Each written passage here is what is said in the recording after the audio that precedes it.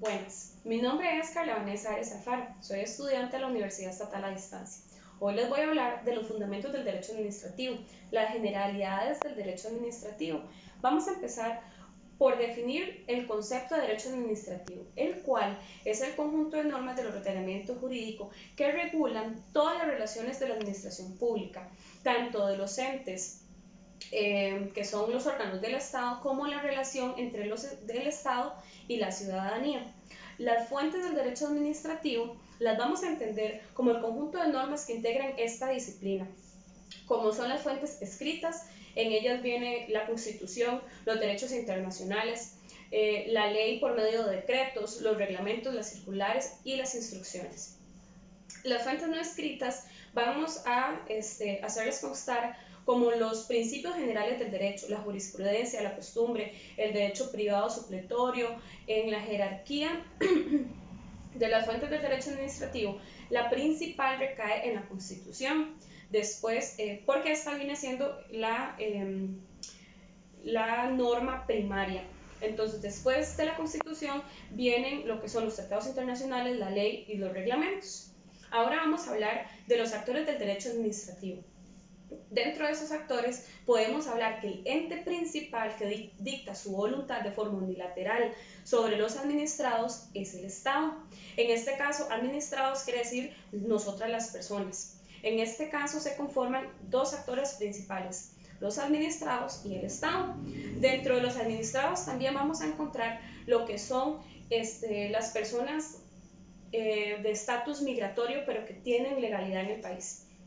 Ahora vamos a pasar a hablar de la administración pública, que es el conjunto de entes públicos que conforman la organización administrativa de un ordenamiento jurídico determinado. Este grupo se encuentra conformado por el Estado y las demás entidades que se han creado a lo largo del tiempo. Podemos verlo en dos perspectivas, una estática, que es cuando se estudia la organización administrativa, y otra dinámica, que es la función administrativa, y es regulada por la Ley de la Administración Pública en el artículo número 1, donde se establece que la administración pública está constituida por el Estado y los demás entes públicos. Cada uno posee su personalidad jurídica y una capacidad de derecho público y privado. Entonces, tenemos que la estructura del Estado costarricense se rige por el Poder Legislativo, que se encuentra dentro de la Asamblea Legislativa y la Contraloría General de la República. Tenemos el Poder Ejecutivo, que consta de la Procuraduría General de la República, la Defensoría de la República, y dentro de esta misma viene lo que es el presidente de nuestro país, los ministros, los ministerios, Servicio Civil y la Tesorería Nacional. Tenemos el otro poder que se llama Poder Judicial, que viene siendo constituido por la Corte Plena, Sala Constitucional, Sala Primera, Sala Segunda, Sala Tercera, los tribunales de justicia y los juzgados. El poder electoral viene siendo lo que son los tribunales, el Tribunal de Elecciones, donde también encontramos el registro civil y el registro electoral. La noción de función se puede definir como la actividad que se realiza bajo el ordenamiento jurídico. Limita sus efectos a los actos jurídicos concretos o particulares y a los actos materiales, que tienen por finalidad la prestación de un servicio reguladas por un interés general bajo un régimen controlado.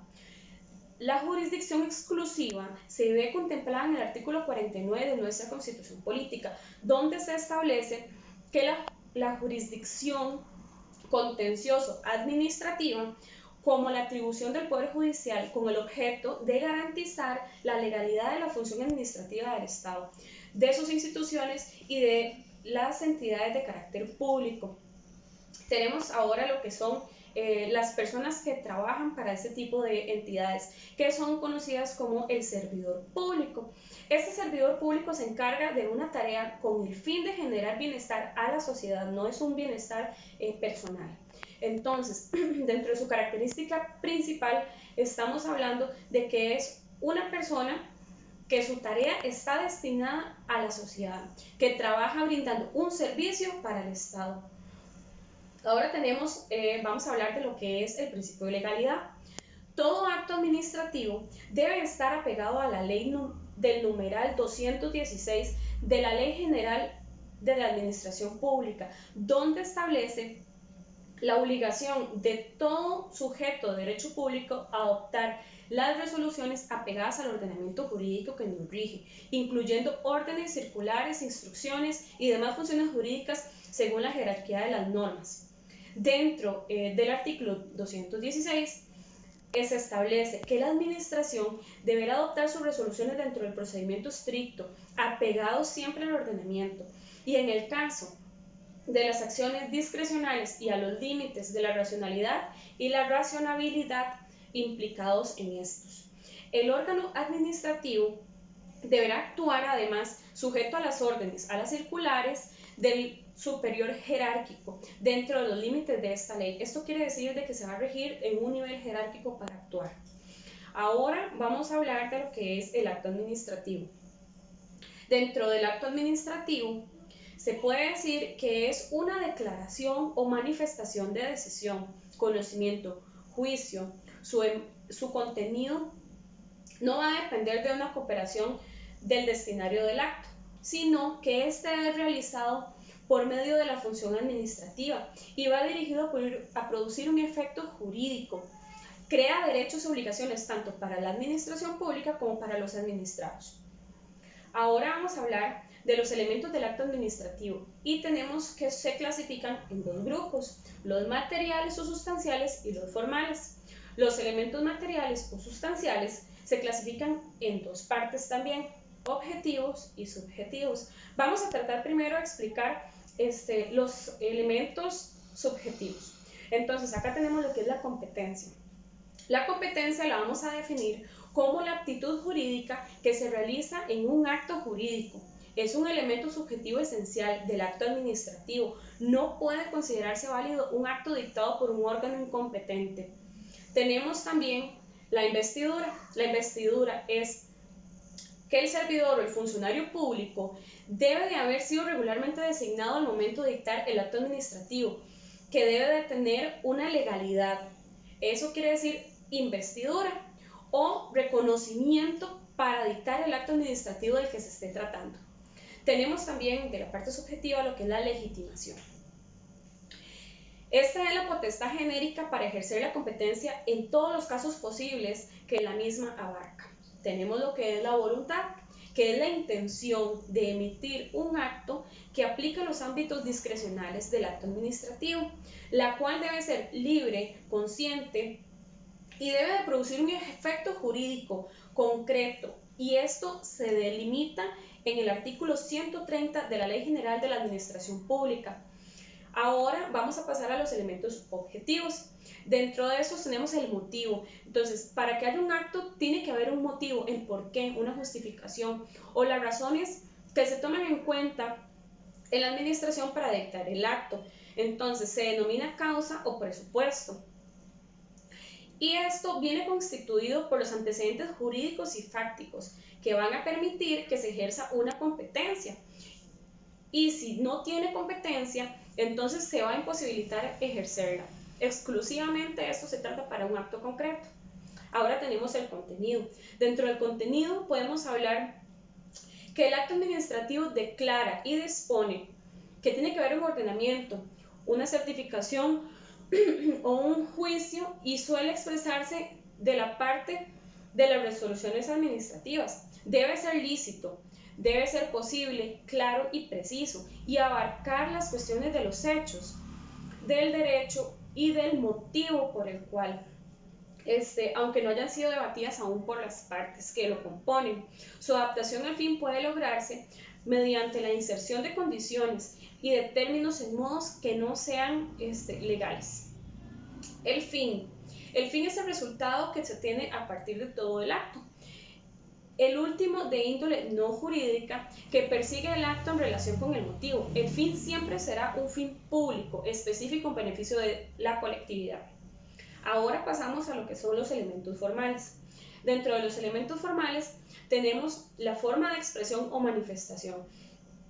Esta debe de ser por un medio escrito, salvo que no se pueda por razones ajenas hacerlo por un acto escrito.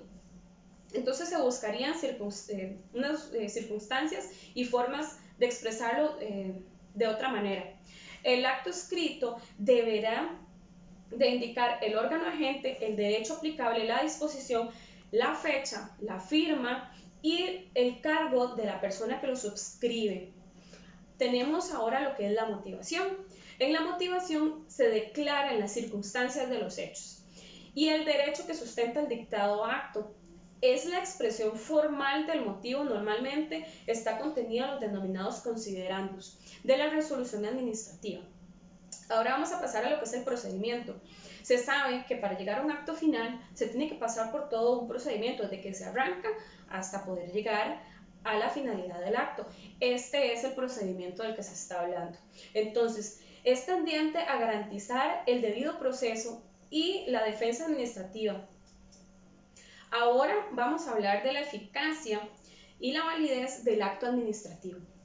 En un acto administrativo es eficaz cuando tiene capacidad de actuar para producir efectos jurídicos en el ordenamiento, que sea previsto de manera concreta en la función administrativa de la cual se está ejerciendo. Cabe señalar que el inicio de la eficacia puede existir de otras maneras circundantes, tal como lo señala el artículo 145 de la Ley General de la Administración Pública. La validez es la conformidad de los elementos constitutivos del acto con el ordenamiento jurídico y la eficacia es la capacidad que tiene el acto para producir los efectos que establece el ordenamiento jurídico. Los vicios. En todo acto se tiene que hablar también de vicios. Entonces, vamos a hablar de los vicios del acto administrativo, que son los defectos o las irregularidades con las que se cuenta. Que el acto se materializa en un mundo jurídico y que afecta su existencia, sea la validez, la eficacia, y por esto no se puede dar su ejecución. Dentro de los vicios del elemento subjetivo del acto administrativo, tenemos que se presentan dentro de la competencia y de la voluntad. En la competencia se presenta cuando el acto se vicia en virtud de que el órgano administrativo que lo emitió carece de las facultades para manifestarse, es decir, que resulta completamente incompetente.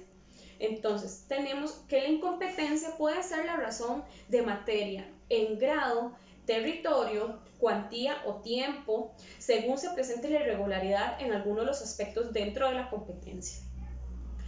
Los vicios que afectan la expresión de la voluntad son de dos tipos, subjetivos y objetivos también. Dentro de los subjetivos son los que se atañen a la voluntad psíquica del funcionario y los objetivos son los que carecen sobre el procedimiento en el que se desarrolla la voluntad de la administración pública. En cuanto a los vicios que afectan la voluntad psíquica del funcionario pueden ser de tres partes, el error, el dolo y la violencia. Ahora vamos a pasar a conversar de los vicios del elemento del objetivo del acto administrativo. Los vicios que recaen en el elemento objetivo son aquellos que afecten su objetivo, su motivo o su fin. Con esto damos conclusión a nuestro tema. Muchísimas gracias por su atención.